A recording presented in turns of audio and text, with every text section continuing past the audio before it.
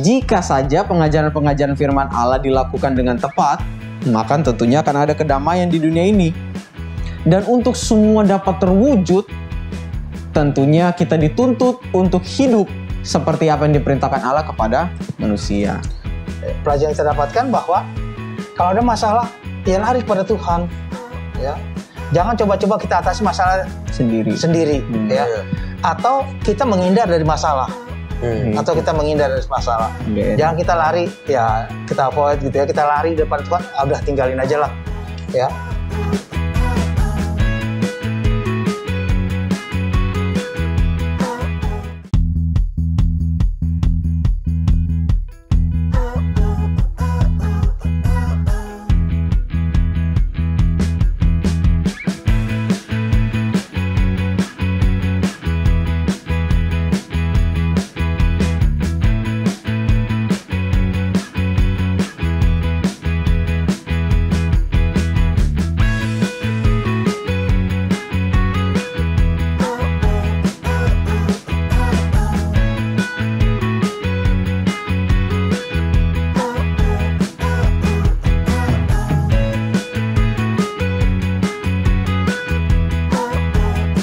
Halo teman-teman, apa kabar? Semoga hari teman-teman menyenangkan, teman-teman dan keluarga juga sehat-sehat di rumah. Sekarang kita sudah masuk ke pelajaran kita di pelajaran yang ke-13.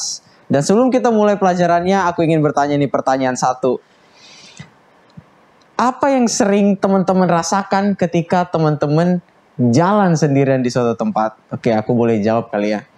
Kalau di zaman sekarang ini, kalau jalan di tempat sendirian, mungkin untuk anak kecil yang sering-sering nonton horor gitu, takut hantu gitu, takut setan. Tapi di zaman sekarang sih lebih serem manusia kali ya daripada hantu ya.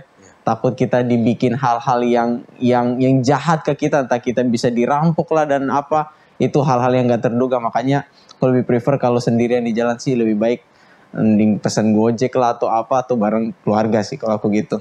Benar nih, dari penjelasan Bang David ini kita tahu bahwa keadaan di saat ini di luar sana udah tidak kondusif ya, sudah sangat berbahaya, tidak bersahabat dengan kita.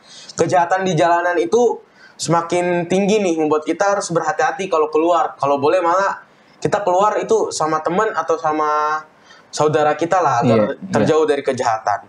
Jadi kita bisa lihat bahwa semakin tingginya kejahatan ini membuat kepatuhan manusia ini terhadap ajaran agama ini sudah mulai sirna. Atau bisa dibilang orang sudah lebih sering melakukan kejahatan. Ini juga menandakan bahwa kedatangan Tuhan itu udah tidak lama lagi. Nah teman-teman, banyak hal yang dapat kita pelajari dari apa yang kita akan diskusikan pada hari ini. Sekiranya setiap manusia dapat mengendalikan dirinya masing-masing untuk tidak melakukan kejahatan, maka pasti kehidupan di Jakarta atau di Indonesia atau di dunia ini pun akan lebih aman dan lebih enak. Jadi teman-teman, tentunya dengan kehadiran semua ini, oleh karena manusia itu udah jatuh ke dalam dosa. Kehadiran dosa, perannya setan membuat dunia awalnya yang penuh dengan kedamaian menjadi rusak seperti yang teman-teman bisa lihat sekarang. Benar banget nih, pelajaran minggu ini kita akan menggali lebih dalam nih tentang kedamaian dan alasan lain yang membuat dunia ini berbeda. Dan pelajaran kita ini juga mengabarkan sosok Yosafat, seorang pemimpin yang percaya penuh kepada Allah. Namun di sisi lain dia mengizinkan orang lain untuk mempersembahkan korban bakaran kepada Allah lain selain Allah bangsa Israel. Nah ini nih pembahasan ini memang kadang-kadang bikin kita kepo nih. Ya, jadi teman-teman di rumah aja pasti penasaran. Di sini lebih penasaran lagi akan apa yang terjadi selanjutnya. Tapi sebelum itu, tak kenal maka tak dekat, kita akan perkenalan diri dulu. Halo teman-teman semuanya yang ada di rumah, nama aku Devin Situmorang, aku dari Jemaat Salemba. Aku Noel Malau dari Jemaat Salemba. Kita akan ada diskusi yang lebih dalam lagi nanti, jadi jangan kemana-mana, tetap di Cornerstone Connections.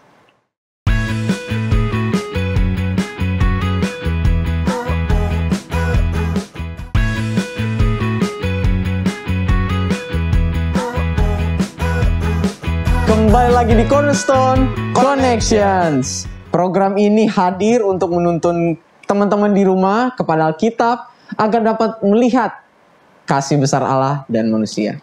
Jika teman-teman mencari firman Allah yang benar, maka Cornerstone Connection ini akan menjadikan Alkitab dan nandang kamu untuk menghubungkannya dalam kehidupan kamu sehari-hari. Nah, sepanjang triwulan ini kita tema besarnya itu raja-raja dan nabi-nabi. Dan kita sudah masuk ke pelajaran ke-13 kita dengan judul pernyataan hidup. Ini pelajaran terakhir kita di triwulan pertama kita. Oke, ayat inti kita terdapat di 1 Raja-Raja 22 ayat 43 dan 44. Teman-teman boleh buka di Sekolah Sahabat dan juga boleh buka di Alkitab. Ia hidup mengikuti jejak Asa ayahnya, ia tidak menyimpang daripadanya dan melakukan apa yang benar di mata Tuhan. Hanya bukit-bukit pengorbanan tidak dijatuhkan. Orang masih mempersembahkan dan membakar korban di bukit-bukit itu. Ayat ini jika kita ikuti kisahnya teman-teman, ini kelanjutan dari raja-raja yang memimpin bangsa Israel. Dan ayat ini tertuju pada Raja Yosafat yang melanjutkan kepemimpinannya sebagai Raja bangsa Israel. Benar nih, kepemimpinan Raja Yosafat ini dia mulai sejak dia ini berusia 35 tahun. Dan ia menjadi raja selama 25 tahun. Ia memerintah di Yerusalem. Kalau kita baca kutipan yang ada di buku kita juga, di Sekilas Cahaya, atau bisa kita buka dalam Alfa dan Omega jilid yang ketiga halaman ke-158 dikatakan, jika sekiranya pengajaran-pengajaran firman Allah dijadikan pengendali pengaruh dalam kehidupan dan setiap pria dan wanita, jika sekiranya pikiran dan hati tempatkan di bawah kuasa pengendalian, maka kejahatan-kejahatan yang ada sekarang pada kehidupan sosial dan bangsa tidak akan mendapat tempat.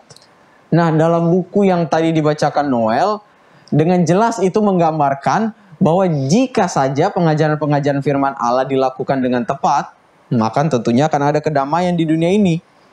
Dan untuk semua dapat terwujud, tentunya kita dituntut untuk hidup seperti apa yang diperintahkan Allah kepada manusia.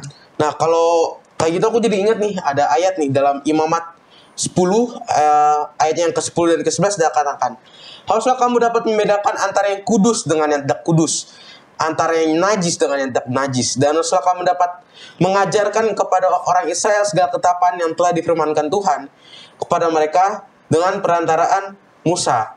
Selanjutnya ada juga kutipan nih dari Longfellow, penyair Amerika Serikat. Bisa kita lihat juga di dalam buku kita ya, di pandangan lain dikatakan sini, kita menilai diri kita dengan apa yang kita rasa mampu lakukan, sementara yang lain menilai kita dari apa yang sudah kita lakukan. William Connor Magee, seorang pendeta Irlandia juga mengatakan, orang yang tidak pernah melakukan kesalahan biasanya tidak melakukan apa-apa. Dan ada lagi, kepemimpinan dalam gereja setempat harus ditentukan oleh spiritualitas, bukan ketenaran. Menarik sekali kutipan-kutipan yang dibacakan tadi, tapi juga di buku Apakah Kamu Tahu juga tidak kalah menarik. Dibilang di sini kayak begini. Dipercayai oleh beberapa pemimpin Kristen yang mula-mula bahwa generasi X kelihatannya tidak terburu-buru melangkah ke pentas untuk memimpin. Bagaimanapun anggota dari generasi ini mengatakan bahwa hal itu tidak benar. Kepemimpinan mengenakan pakaian yang berbeda dikatakan oleh pemimpin Kristen yang berusia 37 tahun. Katanya hal itu tidak lebih mengenai kepribadian dan kedudukan dan otoritas, malah lebih kepada hubungan. Hal itu lebih rentan, hal itu lebih menolong orang untuk mengambil langkah berikutnya dalam perjalanan mereka. Nah, dari buku bacaan Apakah Kamu Tahu itu menunjukkan pribadi manusia itu selalu berbeda dari masa ke masa. Ini menunjukkan juga bahwa pengaruh tempat, kondisi itu dapat mempengaruhi pandangan orang. Nah, teman-teman, keadaan ini terus terjadi perubahan dari generasi ke generasi. Kita temui bahwa perlu ada pembaharuan dalam kehidupan orang-orang muda agar dapat terhindar dari pandangan dunia luas yang tentunya dapat menyesatkan banyak orang. Aku kasih ayat satu lagi nih. Di Mazmurnya yang ke-32, pada ayatnya yang ke-10 dikatakan, banyak kesakitan diderita orang fasik, tetapi orang percaya kepada Tuhan dikelilingnya dengan kasih setia. Oke. Nah, teman-teman, ini salah satu bagian yang aku suka juga. Suka banget aku nanya pendapat orang. Kita buka di Apakah Pendapatmu. Manakah berikut ini teman-teman diharapkan boleh buka di Sekolah Sahabatnya juga ya. Bagaimanakah berikut ini merupakan karakter kepemimpinan Allah yang memberikan kepada kamu inspirasi? Nilailah karakter berikut berdasarkan bagaimana pentingnya mereka bagi pemerintahan yang baik. 1 paling penting, 6 paling tidak penting. Di sini ada 1, 2, 3, 4, 5, 6. Ada 6 pilihan. aku jawab kali ya. Yang paling penting itu menurut aku yang pertama kali ya, kedamaian dan keamanan sipil. Karena kalau ada kedamaian di suatu negara, akhirnya rakyat itu akan bisa enjoy dalam melakukan aktivitas mereka sehari-hari juga. Jadi akan ada ketenangan dalam negara itu. Dan yang paling gak penting menurut aku sih kepemimpinan yang karismatik kali ya. Menurut aku itu gak terlalu penting. Yang penting pemimpin itu pintar memilih orang-orang di sekeliling dia yang juga bisa membantu dia dalam memimpin. Itu mungkin menurut aku itu hal yang bagus. Nah, seperti biasa pelajaran yang terakhir di triwulan ini pelajaran yang menarik mengenai Raja Yosafat, tapi masih lumayan banyak juga yang kita nggak bisa jawab sendiri, kita harus minta bantuan pendeta. Ya, nanti kita akan diskusi bersama pendeta, jadi jangan kemana-mana, tetap bersama kami di Cornerstone Connections.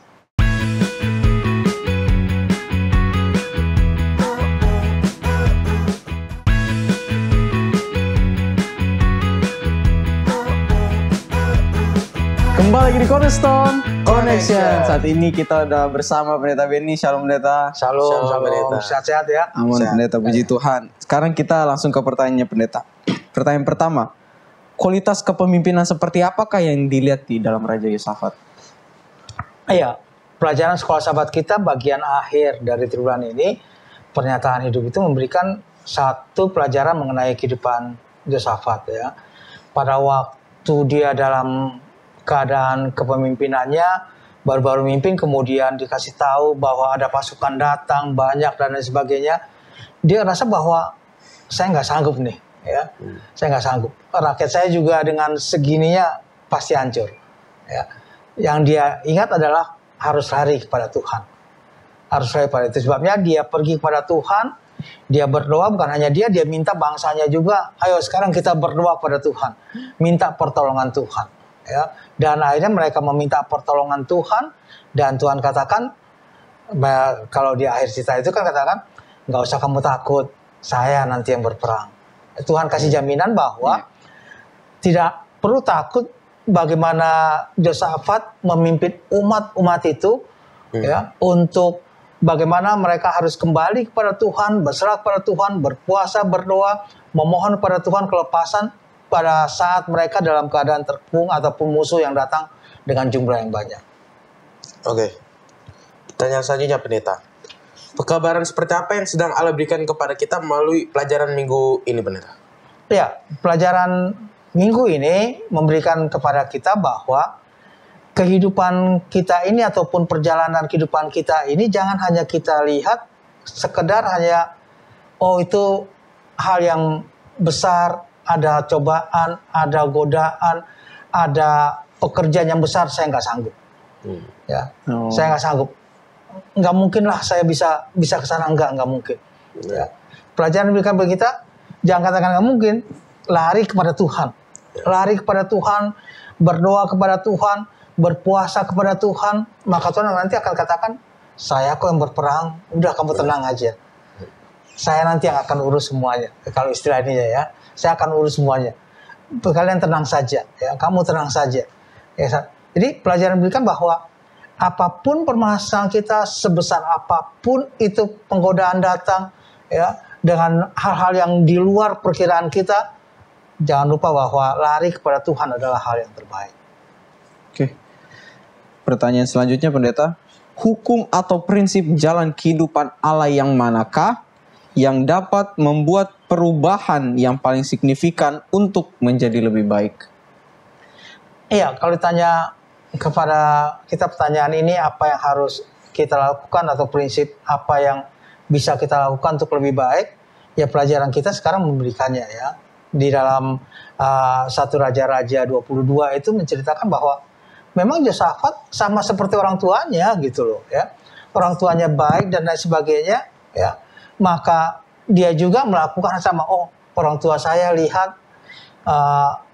bahwa lari kepada Tuhan atau bersandar kepada Tuhan, maka masalah apapun akan mudah diatasi. Ya, jadi dia berikan bahwa Allah adalah pegangan hidup kita untuk boleh berjalan bersama-sama di dalam semua prinsip-prinsip hidup. Jadi kalau ditanya yang paling signifikan untuk membuat lebih baik, ya kita harus mulai lari kepada Tuhan, serahkan semuanya kepada Tuhan, ya. Serahkan semuanya kepada Tuhan. Mungkin dalam keadaan situasi yang nggak mungkin ini nggak mungkin lah, ya. Mungkin otak kita semuanya hitung-hitungan lainnya bilang nggak mungkin lah, ya. Tapi kan sama Tuhan tidak ada yang tidak mungkin. Semuanya bisa selama kita bersandar kepada Tuhan. Oke, Pendeta. Selanjutnya nih, kita lihat kan keadaan ini sekarang semakin rusak ya, semakin banyak kejahatan di luar sana nih. Apa sih kita sebagai orang muda, apa sih yang harus kita lakukan dalam kehidupan kita? Iya, apa yang harus kita lakukan sebagai orang muda? Ya, pelajaran kita memberikan kepada kita bahwa kita juga nggak bisa hanya bersandar kepada Tuhan, tapi didiemin gitu ya. Dewa-dewa lain dibangun, dapat semuanya didiemin aja. Kan tidak bisa demikian ya. Apa yang bisa kita pelajari dengan dunia yang makin rusak ini, kasih tahu gitu loh. Kita beritahu pada teman-teman kita, itu nggak baik ya. Itu tidak baik. Itu tidak menyehatkan misalnya ya. Kalau soal makanan, ada makanan yang tidak baik, kita kasih tahu pada teman kita, itu makan tuh nggak baik, nggak sehat itu ya. Pilih makanan yang sehat untuk kita misalnya ya. Atau misalnya sampah gitu ya. Sampah gitu kan orang kadang buang sampah sembarangan aja ya, apalagi sampah plastik ya, kasih tahu aja, oh itu nggak baik begitu gitu ya. Tapi jangan juga langsung ambil tuh sampah lu, nggak boleh buang ya, terus sih ngajak berantem. Iya, nggak nyaman. tidak demikian juga. Kalau kalian sering naik gunung atau hiking begitu ya, itu seringkali orang-orang yang baru naik biasanya biasanya sampah main buang aja gitu, makan langsung dilempar aja. Tapi orang yang sudah biasa naik gunung, kemudian memang orangnya jaga lingkungan dengan baik, mereka negornya, tahu nggak negornya gimana? Biasanya nggak sampahnya kenapa buang sembarangan, nggak gitu. Mereka bilang itu barangnya ketinggalan katanya. Jadi kasih itu barangnya ketinggalan, diambil dong katanya barangnya, jangan sampai ketinggalan. Halus. Jadi dia tidak, apa yang bisa kita lakukan terhadap dunia pada saat ini juga seperti itu.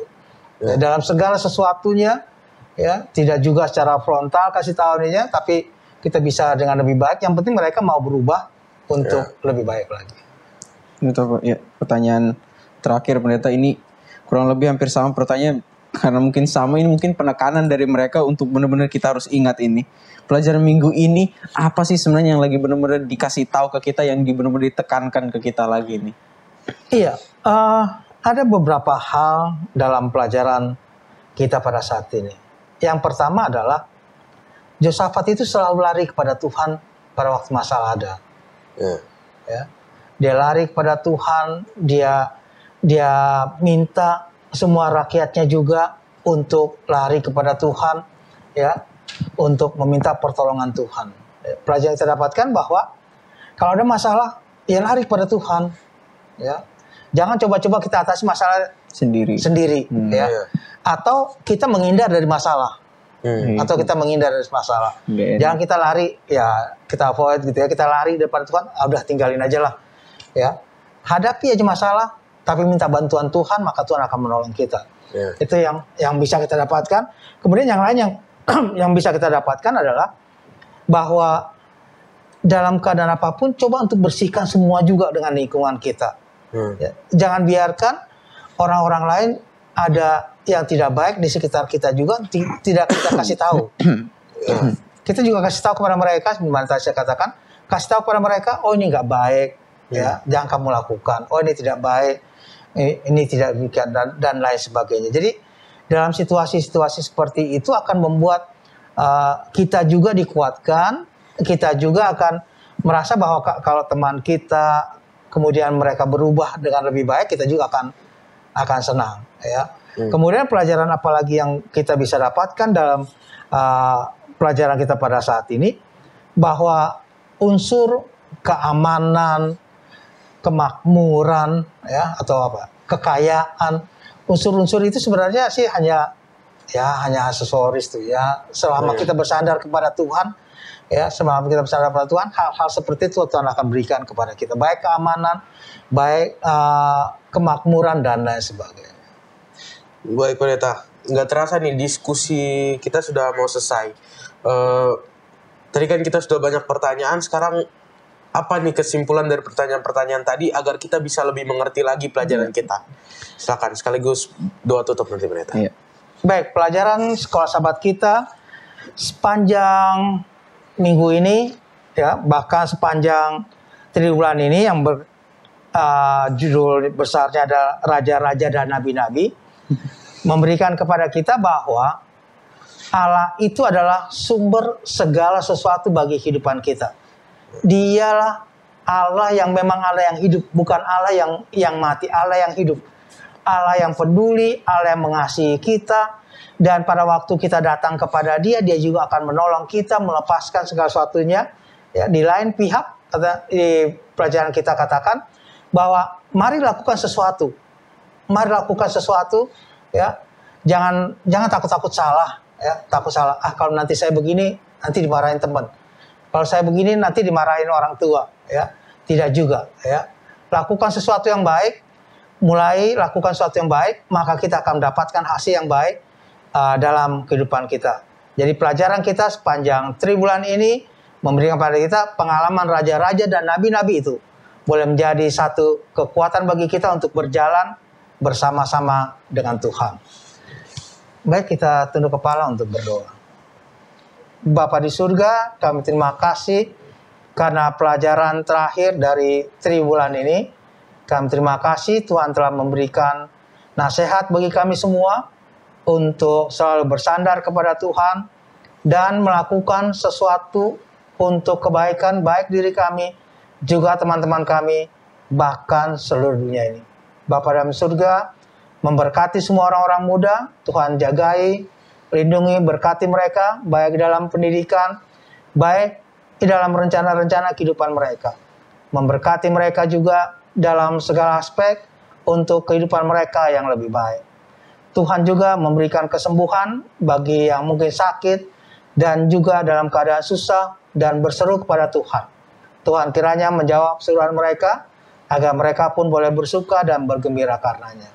Ampuni segala dosa dan kesalahan kami, karena kami berdoa dalam nama anak Yesus Kristus Tuhan dan Juru Selamat kami. Amin. Amin. Jadi itulah pembahasan pelajaran Cornerstone kita sepanjang pekan ini bersama sahabat-sahabat studio kita, dan Pendeta Benny sudah berakhir. Terima kasih Pendeta. Ya, diharapkan juga teman-teman terus mempelajari dan semangat mempelajari Alkitab dan sekolah sahabat kita. Diharapkan teman-teman juga membuat ketetapan untuk membaca Alkitab dari halaman ke halaman. Nanti teman-teman lihat sendiri bagaimana hasilnya. Itulah pelajaran kita. Teman-teman, terima kasih sudah selalu ikut di pelajaran Cornerstone. Tetap terus bersama kami karena kami akan selalu memberikan pelajaran-pelajaran yang menarik, pertanyaan-pertanyaan yang menarik juga. Terima kasih teman-teman, tetap bersama kami di Cornerstone Connection.